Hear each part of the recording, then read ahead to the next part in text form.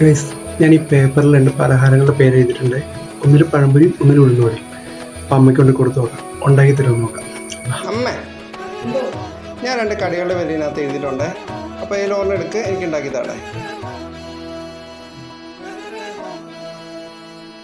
എന്നതാ അപ്പോൾ ഉണ്ടാക്കുമല്ലേ?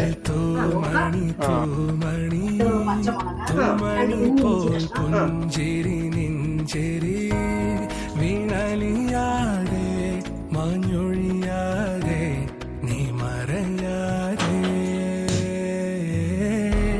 പുൽക്കൊടിയിൽ തൂമണി തൂമണി തൂമണി പോൽ പുഞ്ചിരി നെഞ്ചിരി വീണലിയാതെ മാഞ്ഞൊഴിയാതെ